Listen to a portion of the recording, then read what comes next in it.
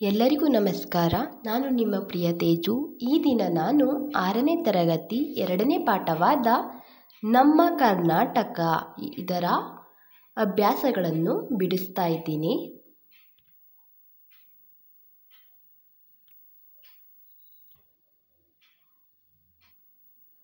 ನಮ್ಮ ಕರ್ನಾಟಕ ಈ ಪಾಠದಲ್ಲಿ ಕರ್ನಾಟಕ ರಾಜ್ಯದ ಆಡಳಿತ ವಿಭಾಗಗಳ ಚರಿತ್ರೆ, ವಿಭಾಗಗಳಲ್ಲಿನ ಜಿಲ್ಲೆಗಳು, ಆ ಜಿಲ್ಲೆಗಳ ವಿಶಿಷ್ಟತೆಗಳನ್ನು ಹೇಳಬೇಕಾಗಿದೆ. ಆದ್ದರಿಂದ ಈ ಪಾಠ ಸ್ವಲ್ಪ ದೊಡ್ಡದಾಗಿದೆ, ಅಂದರೆ ಲೆಂತಿಯಾಗಿದೆ. ಆದ್ದರಿಂದ ಈ ಪಾಠದಲ್ಲಿ ಸ್ವಲ್ಪ ವಿಭಾಗಗಳು ಮುಗಿದಾಗ ಕೆಳಗಡೆ ಪ್ರಶ್ನೆಗಳನ್ನು ಕೊಟ್ಟಿದ್ದಾರೆ. ಆದ್ದರಿಂದ ಮೊದಲನೇ ಪ್ರಶ್ನೆಯನ್ನು ನೋಡೋಣ ಬನ್ನಿ. ಕೆಳಗಿನ ಪ್ರಶ್ನೆಗಳಿಗೆ ಉತ್ತರಿಸಿ. ಮೊದಲನೇದು, ಪ್ರಾಚೀನ ಕಾಲದಲ್ಲಿ ಕರ್ನಾಟಕವನ್ನು ಆಳಿದ 3 ರಾಜ ಮನೆತನಗಳು ಯಾವುವು? ಮೊದಲನೇದು, ಪ್ರಾಚೀನ ಕಾಲದಲ್ಲಿ ಕರ್ನಾಟಕವನ್ನು ಆಳಿದ 3 ರಾಜ ಮನೆತನಗಳು ಯಾವುವು? ಉತ್ತರ: ಗಂಗರು, ಚೋಳರು, ಹೊಯ್ಸಳರು ಇತ್ಯಾದಿ. ಇಲ್ಲಿ ಒಂದೇ ವಾಕ್ಯ ಆಗಿರೋದ್ರಿಂದ ಇಲ್ಲ ಅಂದರೆ ಅವ್ರು 3 ರಾಜ ಮನೆತನಗಳನ್ನು ಕೇಳಿದ್ದಾರೆ. ಆದ್ದರಿಂದ 3 ರಾಜ ಮನೆತನ ಬರ್ತಿದ್ದೀನಿ. ಗಂಗರು, ಚೋಳರು, ಹೊಯ್ಸಳರು. ಎರಡನೇ ಪ್ರಶ್ನೆ, ಬೆಂಗಳೂರು ವಿಭಾಗದಲ್ಲಿ ಎಷ್ಟು ಜಿಲ್ಲೆಗಳಿವೆ? ಬೆಂಗಳೂರು ವಿಭಾಗದಲ್ಲಿ ಎಷ್ಟು ಜಿಲ್ಲೆಗಳಿವೆ? 9 ಜಿಲ್ಲೆಗಳಿವೆ. ಮೂರನೇದು, ಬೆಂಗಳೂರು ವಿಭಾಗವನ್ನು ಆಳಿದ 2 ಪಾಳೆಪಟ್ಟುಗಳ ಹೆಸರನ್ನು ಬರೆಯಿರಿ.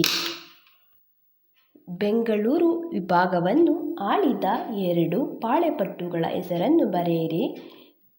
ಕೆಳದಿ, ಚಿತ್ರದುರ್ಗ, ಯಲಹಂಕ, ಚಿಕ್ಕಬಳ್ಳಾಪುರ ಇತ್ಯಾದಿ.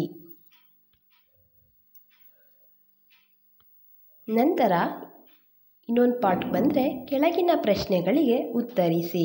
ಇಲ್ಲಿ ಮೊದಲನೇದು, ಪ್ರಾಕೃತಿಕ ಸಂಪನ್ಮೂಲ ಎಂದರೇನು? ಉದಾಹರಣೆ ನೀಡಿ.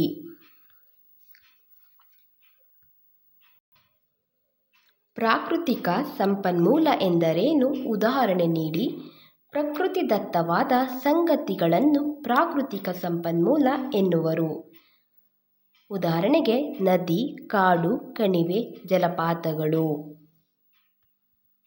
ಎರಡನೇ ಪ್ರಶ್ನೆ, ಬೆಂಗಳೂರು ವಿಭಾಗದಲ್ಲಿ ಅತಿ ಹೆಚ್ಚು ಮಳೆ ಬೀಳುವ ಜಿಲ್ಲೆ ಯಾವುದು?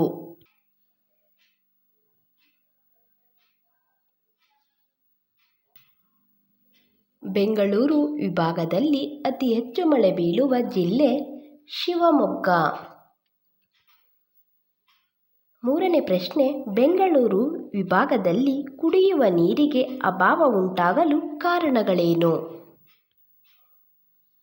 ಬೆಂಗಳೂರು ವಿಭಾಗದಲ್ಲಿ ಕುಡಿಯುವ ನೀರಿಗೆ ಅಭಾವ ಉಂಟಾಗಲು ಕಾರಣ ಪರಿಸರ ಮಾಲಿನ್ಯ, ಅರಣ್ಯ ನಾಶ, ಅತಿಯಾದ ನಗರೀಕರಣ.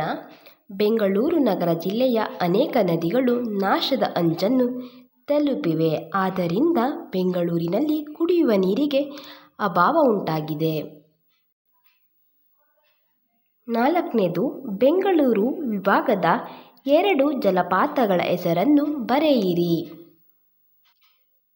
ಬೆಂಗಳೂರು ವಿಭಾಗದ 2 ಜಲಪಾತಗಳು ಅಂದರೆ ಬೆಂಗಳೂರು ವಿಭಾಗದಲ್ಲಿ ಬರೋ ಜಲಪಾತಗಳು ಜೋಗ ಜಲಪಾತ, ಮುತ್ಯಾಲಮಡು ಜಲಾಶಯ. ಜೋಗ ಜಲಪಾತ ಶಿವಮೊಗ್ಗ ಇದ್ರೂ ಅದು ಬೆಂಗಳೂರು ವಿಭಾಗಕ್ಕೆ ಸೇರಿಕೊಳ್ಳುತ್ತದೆ.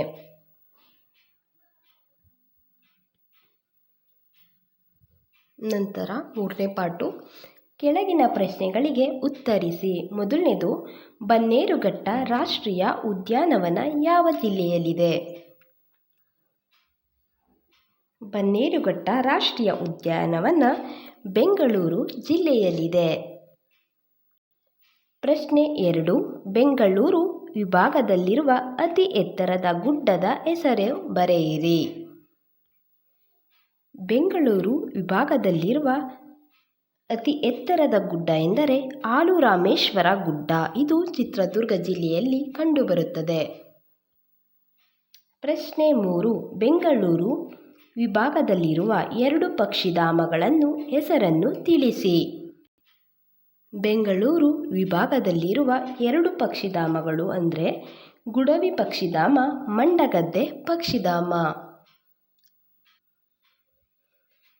4ನೇದು, ರಾಮನಗರ ಜಿಲ್ಲೆಯಲ್ಲಿರುವ ಪಕ್ಷಿಧಾಮದಲ್ಲಿ ಯಾವ ಪಕ್ಷಿಯನ್ನು ರಕ್ಷಿಸಲಾಗುತ್ತಿದೆ? ರಾಮನಗರ ಜಿಲ್ಲೆಯಲ್ಲಿ ಯಾವ ಪಕ್ಷಿ ಇದೆ ಅಂತ ಎಲ್ಲರಿಗೂ ಗೊತ್ತಿರುತ್ತೆ, ಅದೇ ರಣಹದ್ದು. Thank you for watching. Please support and subscribe.